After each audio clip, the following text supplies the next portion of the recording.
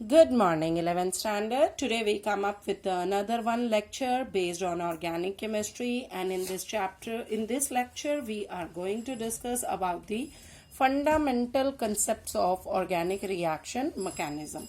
ठीक है बेटा, प्रीवियस लेक्चर में हम लोगों ने अपना आइसोमेरिज्म डिस्कस किया था, स्ट्रक्चरल एंड स्टीरियो आइसोमेरिज्म, उनकी डिफरेंट टाइप्स डिस्कस की थी। और लास्ट वीडियो में मेरी कन्फर्मेशन ऑफ एल्केन्स गया था। अब हम डिस्कस करने वाले हैं ऑर्गेनिक रिएक्शन मैकेनिज्म्स को। बेसिकली अगर मैं बात करूं किसी भी रिएक्शन में, ऑर्गेनिक रिएक्शन में, तो ऑर्गेनिक रिएक्शन के तो किसी भी ऑर्गेनिक रिएक्शन में जो ऑर्गेनिक कंपाउंड होता है उसे हम क्या कहते हैं? सबस्ट्रेट कहते हैं। और उसके साथ जिस ऑर्गेनिक कंपाउंड जिस सुटेबल अटैकिंग के साथ रिएक्टेंट के साथ रिएक्ट करता है उसे हम रिएजेंट कहते हैं। और अटैकिंग रिएजेंट और आपका सबस्ट्रेट दोनों आपस में मिलकर के रिएक्ट करके क्या बनाते हैं? प्रोडक्ट बनाते हैं। ठीक है, सो we can say that formation of product that can be either directly or through a transition state or through the formation of one or more intermediate to form from the reactants। ठीक है, इसके सिवाय अगर हम बात करें तो final product में बेटा कई बार बाई प्रोडक्ट्स भी प्रेजेंट होते हैं जो कि इंटरमीडिएट से बनते हैं। तो अगर मैं पूरे सीक्वेंस की बात करूं तो please just have a look here. Organic molecule जिसको आपने सबस्ट्रेट कहा, जब वो किसी एक अटैकिंग रिएजेंट के साथ रिएक्ट हुआ तो मे बी पॉसिबल कि उसने इंटरमीडिएट बनाए, एक या एक से ज्यादा इंटरमीडिएट बनाए, और फिर फाइनली कन्वर्ट हुआ अपने आप को किस में? प्रोडक्ट और बाय प्रोडक्ट्स में। ठीक है, अब इसके अंदर कई बार बेटा ये भी हो सकता है कि organic molecule after reacting with attacking reagent directly converted into product without attending the transition phase और intermediate, forming the intermediate.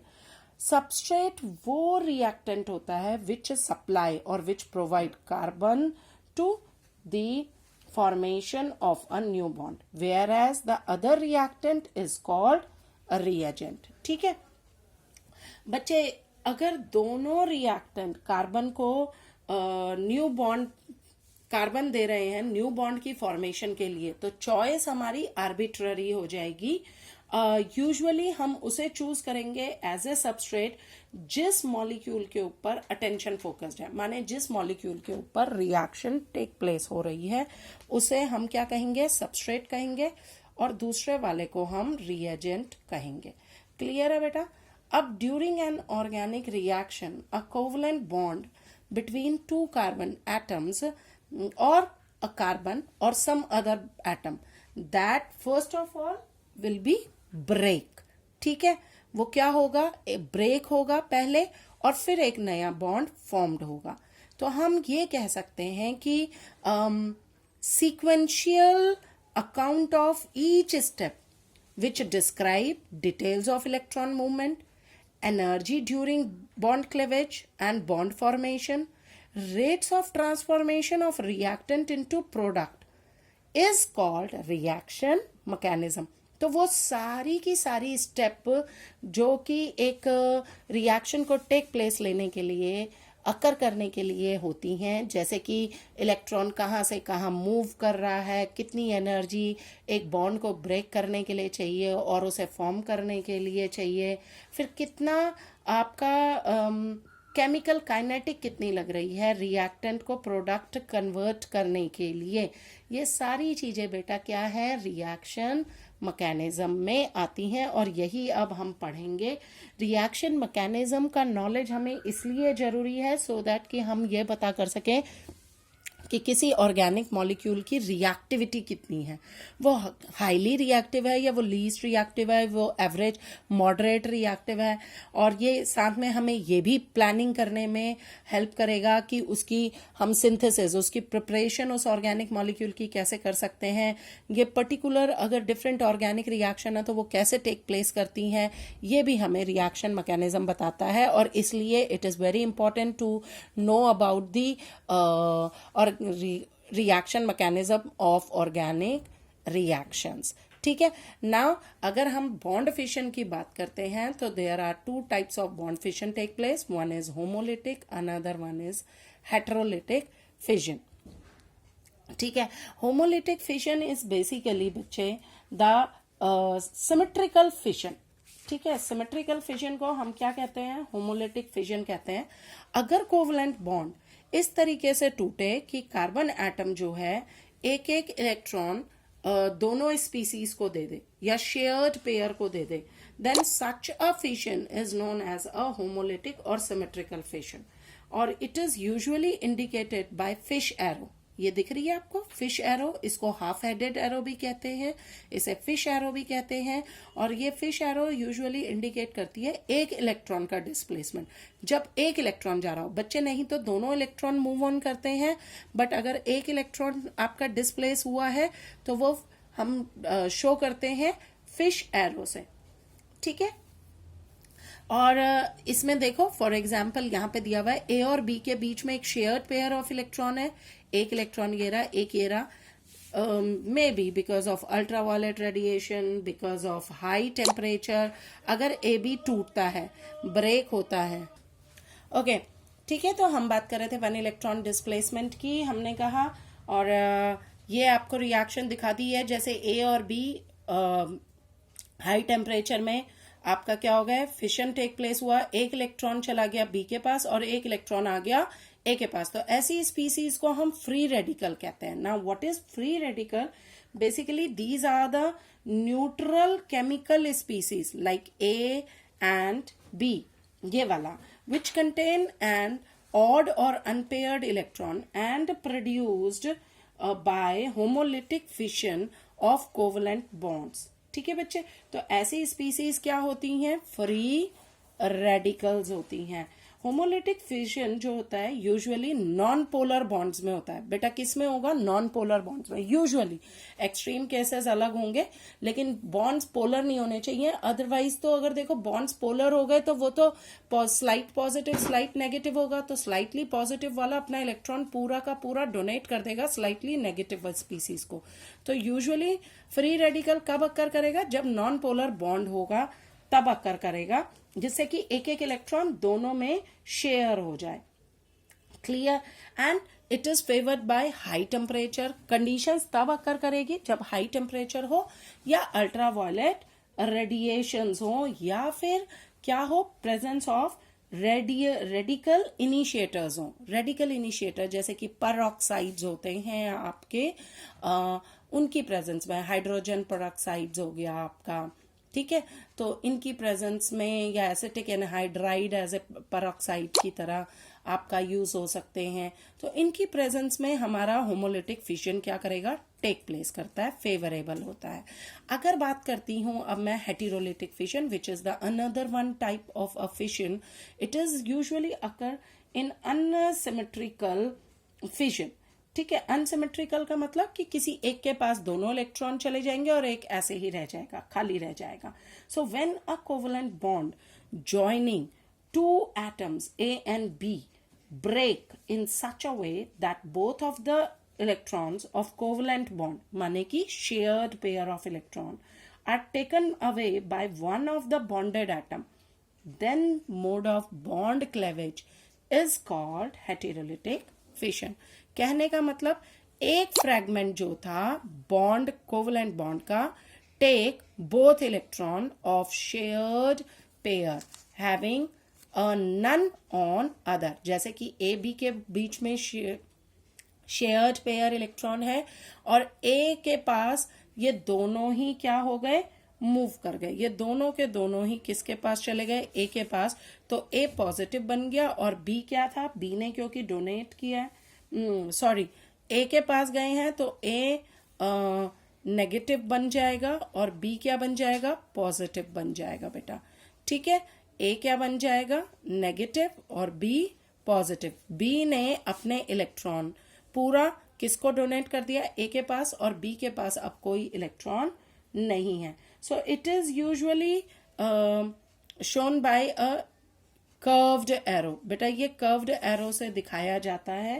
Curved arrow का मतलब होता है कि जिसमें 2 इलेक्ट्रॉन डिस्प्लेसमेंट हो रहा हो। याद रहेगा, जिसके अंदर क्या हो रहा होगा, 2 इलेक्ट्रॉन डिस्प्लेसमेंट हो रहा हो, उसे हम हेटेरोलिटिक फिशन कहेंगे, जिसमें कि ए ने दोनों इलेक्ट्रॉन्स ले लिए और बी जो है वो आपका पॉजिटिव हो गया। इसका मतलब ये कब होगा, ये केस होगा when A is more electronegative than B.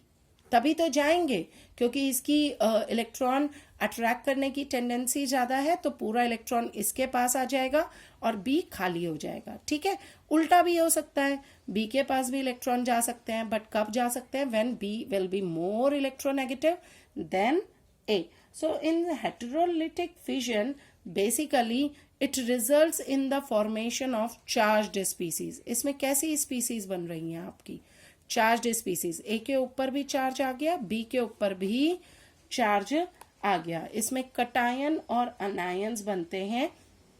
Usually ये पोलर कोवलेंट बॉन्ड्स में अक्कर करता है। किस में करता है, पोलर कोवलेंट बॉन्ड्स में अक्कर करता है। याद रहेगा ये क्या, ये किस में करेगा, it is usually occur in polar covalent bonds and it is favoured by polar solvents. ये पोलर सॉल्वेंट्स फेवर करते हैं इसमें। ठीक है, अब बेटा कुछ टर्म्स हैं हमारी, हम वो डिस्कस कर लेते हैं। Reaction intermediate. ठीक है, तो फ्री रेडिकल मैं आप लोगों के साथ पहले ही डिस्कस कर चुकी हूं। एक एटम या ग्रुप ऑफ एटम जिसमें कि अनपेयर्ड या ऑड नंबर ऑफ इलेक्ट्रॉन्स होते हैं, ठीक है, which is produced during homolytic fission, या बता चुकी हूँ, of covalent bond which is highly reactive, क्योंकि एक एक इलेक्ट्रॉन है तो अपनी स्टेबिलिटी नहीं है तो जल्दी रिएक्ट करना चाहेगा। Which has a strong tendency to pair up unpaired electron, जो फटाफट अपने को अनपेयर्ड इलेक्ट्रॉन पेयर अप कर लेता है किसी भी दूसरे अनपेयर्ड के साथ और अपनी पेयरिंग करना चाहता है। ठीक है, इसका स्ट्रक्चर अगर हम, ठीक है बच्चे, तो स्ट्रक्चर की बात कर रहे हैं हम। प्लानर स्ट्रक्चर होता है इसका। जैसे फॉर एग्जांपल यहाँ पे देखो कार्बन है, कार्बन के 4 बॉन्ड्स, 2 ये रहे, 2 खाली हो गए इसके। ये है आपका unhybridised orbital which contain odd electron. एक इलेक्ट्रॉन आया ना, ऑड या अनपेयर्ड इलेक्ट्रॉन, तो वो यहाँ आ जाएगा। ये कार्बन कैसा कार्बन होता है, sp2 हाइब्रिडाइज्ड कार्बन होता है। ठीक है, प्लानर स्ट्रक्चर दिखा रहा है। किसकी बात कर रही हूं मैं, फ्री रेडिकल की बात कर रही हूं। फ्री रेडिकल का स्ट्रक्चर है। सेकंड कैटेगरी आ जाती है कार्बोकटायन, जो कि हमारे हेटेरोलिटिक में बने थे। वो ग्रुप ऑफ एटम्स अगर हम बात कर रहे हैं, the group of atom which contain positively charge carbon atom, जिनके ऊपर क्या आ गया, पॉजिटिव चार्ज आ गया, हैविंग ओनली 6 इलेक्ट्रॉन। बेटा क्योंकि देखो in its valence shell 6 electron रहेंगे उसके पास। ठीक है, obtained by heterolytic fission of covalent bond, heterolytic fusion से जो मिले उसके पास। ठीक, तो वो आपका क्या बन जाएगा, कार्बोकटायन बन जाएगा। स्ट्रक्चर कैसा होता है इसका, ट्राइगोनल प्लानर होगा, क्योंकि इसकी ये वाली शेल भी क्या है, ये भी एम्प्टी हो गया इसका बॉन्ड, और इसमें भी जो कार्बन होगा वो sp2 हिब्रिडाइज्ड कार्बन होगा। ठीक है, ये क्लियर हुआ कि कार्बोकटायन क्या है हमारा। फाइन, नेक्स्ट आ जाता है कार्बे अनायन ना। कार्बे अनायन वो स्पीसीज है बच्चे जो कार्बन एटम को कैरी करती है नेगेटिव चार्ज वाले को। ठीक है, ऐसी स्पीसीज जो कि नेगेटिव चार्ज को क्या कर रही हो, कैरी कर रही हो, और इसमें 8 इलेक्ट्रॉन्स होते हैं इसकी वैलेंस शेल में, क्योंकि 2 इलेक्ट्रॉन ये ले भी लेता है तो इसलिए। और ऐसे का स्ट्रक्चर की अगर हम बात करते हैं तो इसका स्ट्रक्चर बेटा टेट्राहेड्रल होगा, ऑब्वियसली, क्योंकि 8 इलेक्ट्रॉन आ गए हैं। sp3 हिब्रिडाइज्ड होता है। sp3 में एक बॉन्ड जो होगा that is having carrying a 2 electron.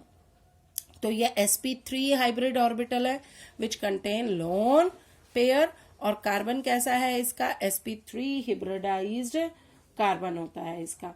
तो बेसिकली हम बात करें अगर कार्बोएनायन या कार्बोकटायन की, तो carbocation carbanion are primary, secondary and tertiary होते हैं डिपेंडिंग ऑन द पॉजिटिव और negative charge of on primary, secondary and tertiary carbon.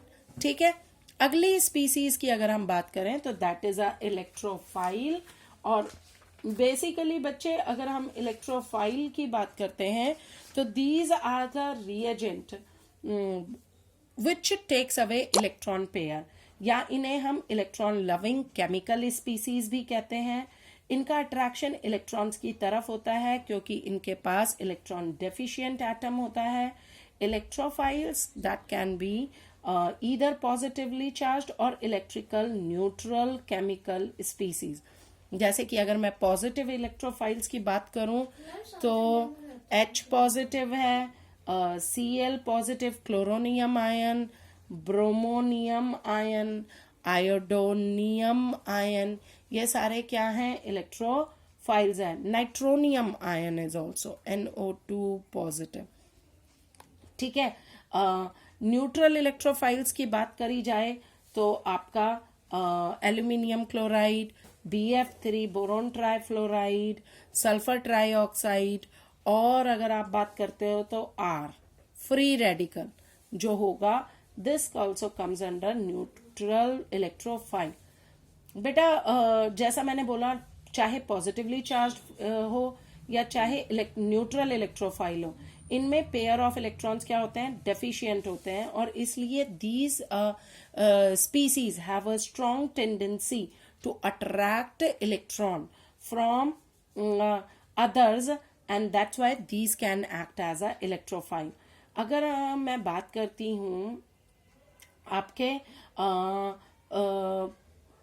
and because these can act accept readily accept electron pair, and that's why these are also known as या behave as Lewis acids। इनको हम Lewis acids की तरह भी use करते हैं या बोलते हैं। इलेक्ट्रोफाइल्स हमेशा बच्चे याद रखना, please note down this point, electrophiles always attack the substrate molecule. किस पे करेगा अटैकिंग, सबस्ट्रेट मॉलिक्यूल पे अटैक करता है at the site of highest electron density, उस जगह पे जहां पर की इलेक्ट्रॉन की डेंसिटी सबसे ज्यादा होगी।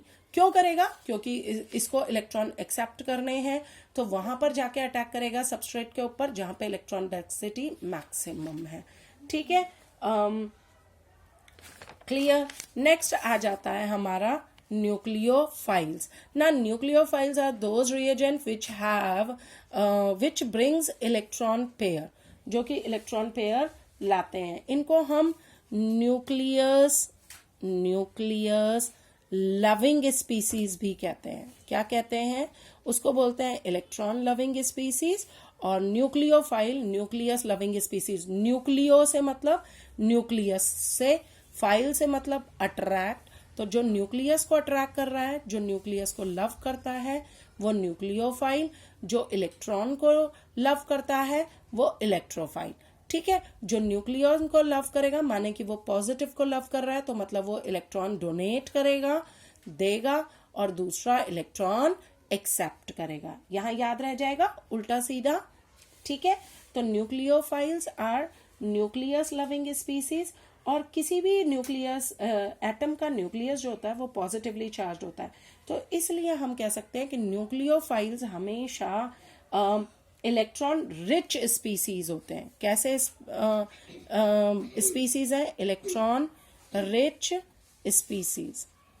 ठीक है, these are the electron rich species which contain at least one pair of lone pair. इनके पास कम से कम एक pair of lone, one pair of lone pair होता है। ठीक है, एक लोन पेयर तो होता ही होता है।